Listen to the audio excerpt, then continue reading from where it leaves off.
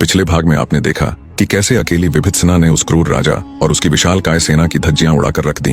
कैसे उस अकेली वीरांगना ने सालों से चले आ रहे राजा कालखंड के आतंक को उसकी मृत्यु के साथ पूर्ण विराम दे दिया। जब विभित्सना षड्यंत्र की जड़ यानी उस कायर राजकुमार को बंदी बनाकर राजमहल लेकर जाती है तो हर कोई हैरान था। किसी को भी विश्वास ही नहीं हो रहा था कि एक अकेली स्त्री ने इतने बड़े राजा और उसकी विशालकाय सेना को यूं चुटकियों में खत्म कर दिया। राजकुमारी को जब ये पता चला कि उसका सौतेला भाई ही उसका सौदा करके उसे राजा कालखंड के हवाले करना चाहता था तो आश्चर्य के साथ साथ मारे गुस्से के उसका हृदय धधक उठा। कुछ पल के लिए अपने गुस्से पर काबू पा विभित्सना की तारीफ करते हुए कहा कि ये तो हमें आश्रम के दिनों से ही ज्ञात था कि तुम कोई साधारण मनुष्य नहीं हो। मुझे फक्र है कि तुम मेरी सखी हो। अगर आज तुम ना होती तो मेरे ये अपने ही मुझे हलाल करने वाले थे। फिर राजकुमारी ने अपनी सखी यानी महासेनापति विभित्सना से पूछा कि अब उसके सौतेले भाई के साथ क्या करना चाहिए। तब विभित्सना बड़े ही गंभीर स्वर में राजकुमारी से बोली, राजकुमारी जी, आपको इस नीच मनुष्य को कदापि नहीं बख्शना चाहिए। मेरे मत से तो आपको इसे केवल और केवल मृत्यु दंड ही देना चाहिए, क्योंकि ये वो विषैला सांप है जो मौका मिलने पर दोबारा आपको डसने आएगा।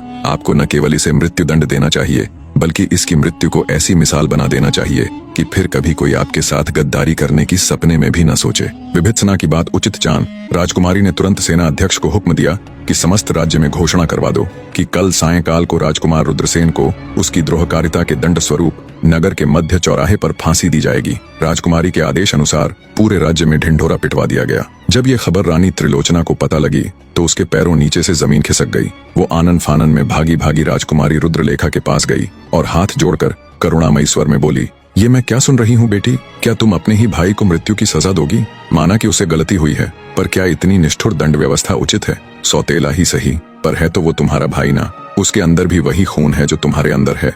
अपनी सौतेली माँ को कठोरता से जवाब देते हुए राजकुमारी रुद्रलेखा बोली, क्षमा कीजिए माताश्री, पर अब उसकी सजा की घोषणा हो चुकी है और आप उसके इतने बड़े गुनाह को गलती का नाम कैसे दे सकती है? सौदा किया था उसने मेरा उस दुष्ट राजा के साथ। महारानी त्रिलोचना अपनी सौतेली बेटी के आगे बहुत गिड़गिड़ाई, पर राजकुमारी के ऊपर उसके गिड़गिड़ाने का कोई फर्क नहीं पड़ा। खून के आंसू रोती हुई रानी त्रिलोचना तिलमिलाकर रह गई। घोषणा अनुसार तय समय पर राजकुमारी रुद्रलेखा ने अपने सौतेले भाई को बीच चौराहे पे फांसी से लटका दिया। रानी त्रिलोचना खून के आंसू रोती रह गई। अपने इकलौते जवान बेटे की मौत को वो किसी भी तरह हजम नहीं कर पा रही थी। टुकड़े टुकड़े हो चुके हृदय के साथ वो अपने बेटे की खाक हो चुकी चिता के पास जाती है और उसकी राख अपने माथे पर मलती हुई ये घोर प्रतिज्ञा करती है कि वो एक दिन राजकुमारी रुद्रलेखा के अंत का कारण बनेगी।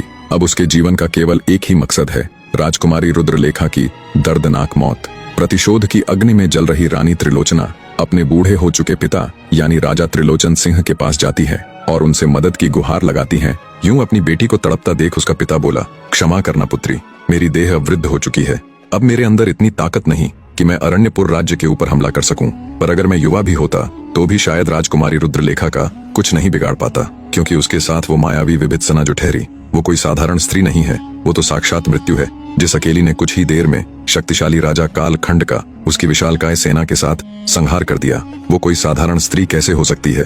अंततः बेटी, रुद्रसेन की मृत्यु को भाग्य का लिखा समझकर भूल जाओ, इसे नियति का खेल समझकर संतोष कर लेना। पिता की बात सुन रानी त्रिलोचना असहाय सी हो शून्य में निहारने लगती है। स्वतः ही उसकी आंखों से टप टप आंसू गिरने लग जाते हैं। अपनी बेटी की ऐसी हालत देख राजा त्रिलोचन कुछ सोचता हुआ बोला, एक रास्ता है तो बेटी, पर वो बहुत कठिन है और उसमें भी निश्चित नहीं है कि तुम्हें तुम्हारा मकसद मिल ही जाएगा। पिता की बात सुन रानी त्रिलोचना के अंदर एक छोटी सी उम्मीद जगी। बेसब्र सी होती हुई वो तुरंत अपने पिता से बोली, कोई भी रास्ता हो पिताजी, आप मुझे बताइए तो सही। मुझे जो करना होगा मैं करूंगी, चाहे इसके लिए मुझे खुद की बलि ही क्यों ना देनी पड़े। यूं अपनी बेटी को अपने मकसद के लिए उतावला देख राजा त्रिलोचन बोला, बेटी सीधे सीधे तुम तो क्या कोई भी राजकुमारी रुद्रलेखा का कुछ भी नहीं बिगाड़ पाएगा। अगर तुम जंगलों और श्मशानों में रहने वाले किसी अघोरी को अपने मकसद के लिए राजी कर लो तो कुछ हो सकता है, पर उनका कोई भी ठिकाना नहीं होता। वो तुम्हें कहाँ मिलेंगे इसका मुझे भी कुछ नहीं मालूम। पिता की बात सुन रानी त्रिलोचना के हृदय में उम्मीद की एक किरण नहीं बल्कि पूरा सूर्य जाग उठा था। अब उसे रास्ता मिल चुका था, उसे पता था अब आगे क्या करना है। रानी त्रिलोचना अपने पिता के शब्दों को हृदय में संजोए वापस अरण्यपुर लौट आई। उसके मन में अब एक ही लक्ष्य था, एक सिद्ध अघोरी की खोज करना जो रुद्रलेखा के विनाश में उसका सहायक बन सके। रानी ने गुप्त रूप से अपने विश्वस्त सेवकों को निकटवर्ती घने जंगलों और श्मशान घाटों में भेजा ताकि किसी सच्चे अघोरी साधु का पता लगाया जा सके, किंतु दिन बीतते गए और कोई भी सफलता नहीं मिली। एक रात जब लाल चंद्रमा आकाश में चमक रहा था तब रानी खुद चुपके से राजमहल से निकलकर एक श्मशान जा पहुंची। शायद आज किस्मत भी रानी त्रिलोचना के साथ थी। देखा तो धुंध और धुएं के बीच मानव खोपड़ियों से सजे एक वृक्ष के नीचे एक बिल्कुल नग्न अघोरी बैठा था जिसकी आंखें खून सी लाल थीं। हिम्मत करके रानी उसके पास गई और प्रणाम करती हुई बोली, हे महासिद्ध, मैं त्रिलोचना, अरण्यपुर की रानी, आपकी शरण में आई हूँ। मेरे पुत्र की बड़ी ही निर्ममता से हत्या कर दी गई। मुझे प्रतिशोध चाहिए महाराज। अब केवल आप ही हैं जो मेरी मदद कर सकते हैं। रानी त्रिलोचना की बात सुन अघोरी ने भयंकर स्वर में हंसते हुए कहा, तू क्या समझती है कि हम तुम्हारे घरेलू झगड़ों का हल करने के लिए यहाँ बैठे हैं? पागल स्त्री, हम अघोरी हैं, मृत्यु और श्मशान के भोगी। अघोरी साधु की बात सुन कुछ क्षण के लिए रानी त्रिलोचना सकपका गई। उसे कुछ भी बोलने के लिए न सूझा। फिर बड़ी हिम्मत करके रानी ने अपने टूटे हुए हृदय का दुख अघोरी के सामने उगल दिया। मैं वो कुलक्षणी, वो अभागी स्त्री हूँ जिसकी आंखों के सामने उसके जवान पुत्र को फांसी पर लटका दिया। उस बेचारे का दोष सिर्फ इतना था कि उसे अपना हक चाहिए था। जैसे हर पुत्र को अपने पिता का सर्वस्व मिलता है, वैसे ही उसे भी अपने पिता का उत्तराधिकारी बनना था। पर बेचारे को राजगद्दी नहीं बल्कि मौत मिली महाराज। मुझे सोते जागते हर समय अपने पुत्र की वो जलती हुई चिता दिखाई देती है बाबा। मुझ अभागन का जीवन मृत्यु से ज्यादा दुखदायी हो गया है। मैं बड़ी ही उम्मीदों के साथ आपके पास आई हूँ। आप मुझे यूं खाली हाथ नहीं लौटा सकते। आप जो कहेंगे वो मैं दूंगी। धन दौलत, हीरे जवाहरात, सोना चांदी, अगर आप कहें तो मैं खुद के प्राण भी दे दूंगी। रानी त्रिलोचना की बात सुन कुछ देर तक अघोरी बिल्कुल मौन बैठा रहा। फिर बोला, ठीक है, अगर तेरी यही इच्छा है, तू यही मार्ग चुनना चाहती है, तो कल आधी रात को तुझे फिर से यहाँ आना है। मैं देखता हूँ तेरे लिए क्या कर सकता हूँ। अघोरी तांत्रिक से आश्वासन मिलने पर रानी त्रिलोचना वापस राजमहल लौट आती हैं। अब उसे इंतजार था तो बस कल का। बदले की आग में जल रही रानी को कुछ सुकून मिला। सोचा, अब मेरे पुत्र की मृत्यु का बदला पूरा हो जाएगा। पर रानी त्रिलोचना इस बात से बिल्कुल बेखबर थी कि अनजाने में वो किसे न्योता दे रही है। उसे ये बिल्कुल भी ज्ञात नहीं था कि वो मौत से खेल रही है।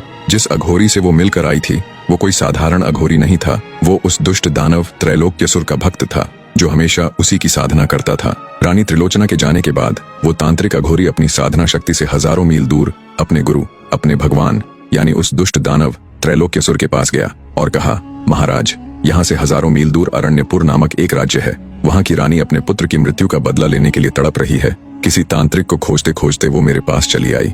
वो चाहती है मैं उसकी सौतेली बेटी का वध कर दूं। उसके बदले वो कुछ भी देने को तैयार है। कुंवारी लड़कियों के भूखे दरिंदे त्रैलोक्यसुर ने जब उस तांत्रिक अघोरी की बात सुनी तो उसकी आंखें चमक उठी। मन में कुछ विचार करते हुए दैत्य त्रैलोक्यसुर अपने शिष्य यानी उस अघोरी तांत्रिक से बोला, तुम बड़ी अच्छी खबर लेकर आए हो। हम जरूर उस रानी का कष्ट दूर करेंगे। अपने उस शिष्य के साथ वो दुष्ट दानव अरण्यपुर से कुछ दूर स्थित उस श्मशान में आ पहुंचा जहां कल रानी त्रिलोचना आने वाली थी। इधर जैसे तैसे रानी ने रात काटी और फिर दिन। जैसे ही आधी रात हुई वो फिर से उस तांत्रिक के बुलावे पर श्मशान जा पहुंची। रानी को आया देख अघोरी तांत्रिक खुश हो गया और उसको लेकर शमशान में बनी अपनी कुटिया के अंदर चला गया। अंदर जाकर जब रानी त्रिलोचना ने दैत्य त्रैलोक्यसुर को देखा तो उसके प्राण सूख गए। इतना भयंकर और इतना विशालकाय जीव उसने पहली बार देखा था। रानी को घबराया देख वो तांत्रिक बोला, घबराओ मत बालिके, ये मेरे गुरु त्रैलोक्यसुर है। यही है जो तुम्हारा कष्ट दूर करेंगे, पर बदले में इन्हें भी तुमसे कुछ चाहिए। तांत्रिक की बात सुन रानी त्रिलोचना बोली, महाराज, इन्हें जो भी चाहिए होगा वो मैं दूंगी। धन दौलत, हीरे जवाहरात। उसकी बात को बीच में ही काटते हुए दैत्य त्रैलोक्यसुर बोला, मूर्ख औरत, क्या तुझे लगता है हम तेरी दौलत के भूखे हैं? दैत्य की बात सुन रानी त्रिलोचना सकपका जाती है। आगे दैत्य त्रैलोक्यसुर बोला, मुझे धन दौलत नहीं बल्कि हर रात एक सुंदर और कुंवारी लड़की की भेंट चाहिए, और इस बात का ख्याल रहे लड़की पवित्र होनी चाहिए। दैत्य त्रैलोक्यसुर की बात सुन रानी त्रिलोचना के होश उड़ जाते हैं। उसके पैरों नीचे से जमीन खिसक जाती है। उस तांत्रिक की तरफ देखकर रानी हकलाते हुए बोली, मगर बाबा, मैं हर रोज कुंवारी कन्या कहाँ से लाऊंगी? रानी की बात सुन तांत्रिक बोला, अरे मूर्ख स्त्री, जब मेरे महामहिम तेरी सौतेली बेटी को ही खत्म कर देंगे तो राज्य को संभालने वाला कौन बचेगा? कौन होगा जिसके हाथ में पूरे राज्य की बागडोर होगी? तुम होगी। संपूर्ण अरण्यपुर पर तुम्हारा शासन होगा, और एक रानी के लिए हर रोज एक कुंवारी लड़की का इंतजाम करना कौन सी बड़ी बात है? तांत्रिक की बात सुन रानी त्रिलोचना की आंखें चमक उठी। ये तो कभी उसने सोचा ही नहीं था कि राजकुमारी रुद्रलेखा की मृत्यु के बाद सब कुछ उसी का होगा। वहीं संपूर्ण राज्य की महारानी बनेगी। खुद को रानी बनने की कल्पना मात्र से ही रानी त्रिलोचना सिहर उठी।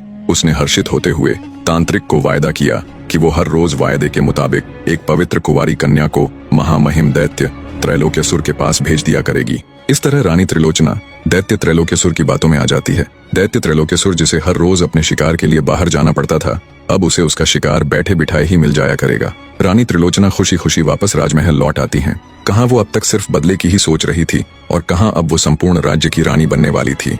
कल्पना मात्र से ही उसका रोम रोम सिहर उठता है। अब बस उसे इंतजार था तो बस इस बात का कि कब वो दैत्य राजकुमारी रुद्रलेखा को अपना शिकार बनाएगा।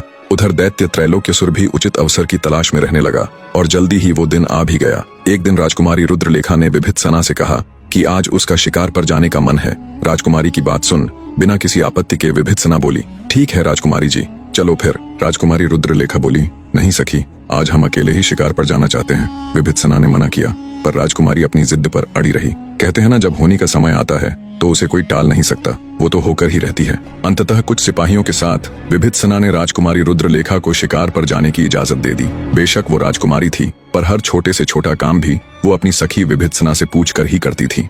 विभित्सना भी बचपन से ही इतना आदर और सम्मान मिलने के कारण राजकुमारी रुद्रलेखा को जान से भी ज्यादा चाहती थी। इसलिए वो राजकुमारी रुद्रलेखा की इतनी फिक्र करती थी। वो नहीं चाहती थी कि कभी भी राजकुमारी रुद्रलेखा किसी अनचाहे संकट में पड़ जाए। पर आज राजकुमारी की जिद के आगे उसे झुकना पड़ा। राजकुमारी रुद्रलेखा जब जंगल में पहुंची तो कई दिनों से इसी अवसर की तलाश में बैठे दैत्य त्रैलोक्यसुर की तो जैसे चांदी हो गई। पलक झपकते ही उसने राजकुमारी के साथ मौजूद सभी सिपाहियों को मार गिराया और राजकुमारी रुद्रलेखा को उठाकर श्मशान में ले गया। दैत्य त्रैलोक्यसुर आज तक अपने जीवन काल में हजारों लाखों कुंवारी लड़कियों के साथ खेल चुका था, पर राजकुमारी रुद्रलेखा सा उसने कभी कोई न देखा था। आज से ठीक 11 दिन बाद अमावस की रात्रि थी। कई 100 वर्षों बाद इस बार आने वाली अमावस का मुहूर्त कुछ खास था। इस बार ग्रहों का कुछ ऐसा संयोग बन रहा था जिस दिन बुराई की शक्तियां अपने पूरे चरम पर होती।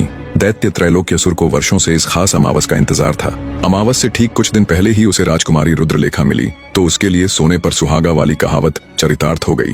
दैत्य ने निश्चय किया कि वो 11 दिन बाद आने वाली अमावस की काली रात में राजकुमारी रुद्रलेखा की आहुति देगा, जिससे उसकी शक्तियां अजेय हो जाएंगी। फिर उसे अपने प्राण बचाने के लिए किसी तोते की आवश्यकता नहीं पड़ेगी और वो सदा के लिए अजर अमर हो जाएगा। अब उसे इंतजार था तो बस अमावस की उस काली रात का। उधर जब शाम होने तक भी राजकुमारी रुद्रलेखा वापस राजमहल नहीं लौटी तो विभित्सना को उसकी चिंता सताने लगी। किसी अनहोनी की आशंका के चलते भारी हृदय से वो राजकुमारी रुद्रलेखा की तलाश में जंगल की ओर निकल पड़ी। जब वो जंगल पहुंची और वहां उसे सिपाहियों के मृत शरीर दिखे तो उसका माथा ठनक गया। वो वहीं सिर पकड़कर बैठ गई। उसका दिमाग एकदम से सुन्न पड़ गया। उसके मन में तरह तरह के अनचाहे विचार आ रहे थे कि राजकुमारी रुद्रलेखा के साथ पता नहीं क्या हुआ होगा। अपनी तंत्र विद्या से राजकुमारी रुद्रलेखा के शरीर की गंध का पीछा करते करते वो श्मशान तक जा पहुंची, जहां वो दुष्ट राक्षस राजकुमारी रुद्रलेखा को उठाकर ले गया था। श्मशान में पहुंचने पर जोर जोर से राजकुमारी को आवाज लगाते हुए विभित्सना उसे वहां खोजने लगी।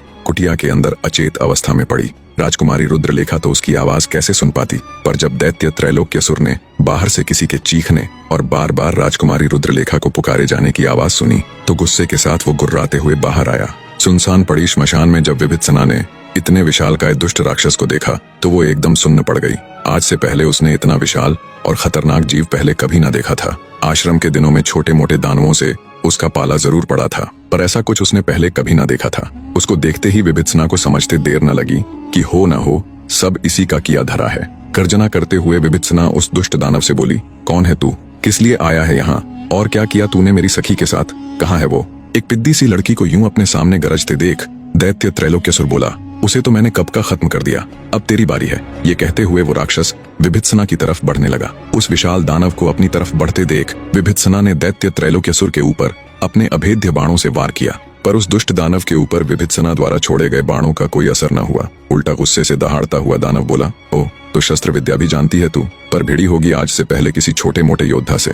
दानव आगे कुछ कहता उससे पहले ही विभित्सना दहाड़ती हुई उसकी तरफ झपटी और अपनी तलवार से अपनी संपूर्ण शक्ति के साथ दैत्य पर प्रहार किया। विभित्सना के इस प्रहार से दैत्य एक पल के लिए झटपटाया, फिर पूरे गुस्से के साथ उसने विभित्सना को अपने एक हाथ से उठाया और तेजी के साथ बहुत दूर फेंक दिया। हवा में उड़ती हुई विभित्सना बहुत दूर जाकर गिरी और मारे दर्द के छटपटाने लगी। दैत्य उसके पास आया और अपने भारी भरकम पैरों से उसे कुचल दिया। दैत्य त्रैलोक्यसुर को जब लगा कि विभित्सना के प्राण पखेरु उड़ चुके हैं और उसके शरीर में कोई भी हलचल नहीं है तो उसे मरा हुआ समझ वो उसे यूं ही छोड़कर चला गया। कुछ देर बाद विभित्सना को जब थोड़ा होश आया तो उसे उसका पूरा शरीर एकदम निर्जीव प्रतीत हो रहा था। उसमें जरा सी भी ताकत नहीं बची थी। अपना पूरा जोर लगाकर पूरी ताकत से विभित्सना खड़ी हुई और किसी तरह अपने घोड़े के ऊपर जा बैठी। उसने घोड़े को सीधा आश्रम की ओर दौड़ा दिया। घोड़ा जब तक उसे आश्रम में लेकर गया वो फिर से अपने होश खोते हुए पुनः बेहोशी की हालत में चली गई। आचार्य काश्यप पंत ने जब उसे देखा तो तुरंत उसे उठाकर आश्रम के अंदर ले गया और उसका इलाज शुरू कर दिया। विभित्सना की ऐसी हालत देख आचार्य काश्यप पंत भी हैरान थे। वो विभित्सना की ताकत और उसकी शक्तियों से भली भांति परिचित थे।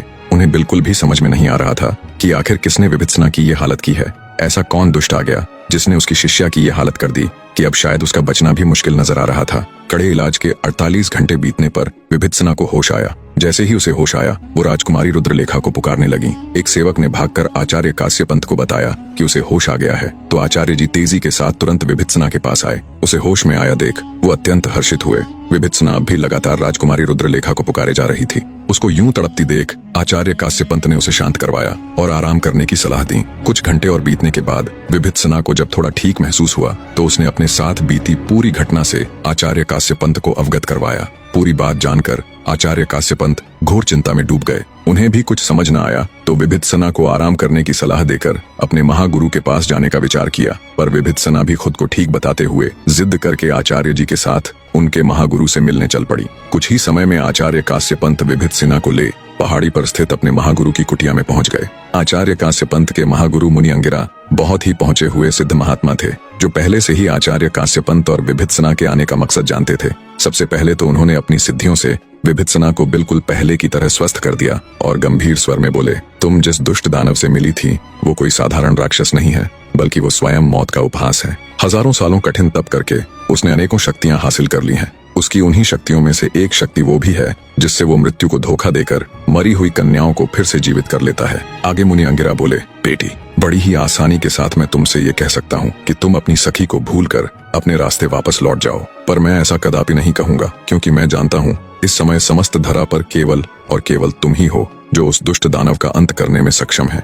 अगर इस अमावस तक उस दुष्ट का अंत न किया गया तो वो इतना शक्तिशाली बन जाएगा कि फिर उसे मारना या हराना असंभव हो जाएगा। एक तरह से वो दुष्ट राक्षस हमेशा के लिए अजय हो जाएगा। उसे मारने और हराने के लिए सीधे उससे न भिड़कर उस तोते तक पहुंचा जाए जिसमें उस दुष्ट के प्राण हैं। आचार्य काश्यप पंत और विभित्सना आंखें फाड़े मुनि अंगिरा की तरफ देखे जा रहे थे। उनकी समझ में कुछ नहीं आ रहा था कि कैसा तोता, कैसी अमावस की रात और कैसे अंत होगा उस दानव का। उन दोनों को असमंजस में पड़े देख मुनि अंगिरा उन्हें शुरू से सब बताना प्रारंभ करते हैं। कहानी का अगला भाग भी बहुत जल्द आपके समक्ष उपस्थित होगा। तब तक वीडियो को लाइक करके हमारा हौसला बढ़ाते रहिए। धन्यवाद मेरे प्यारे।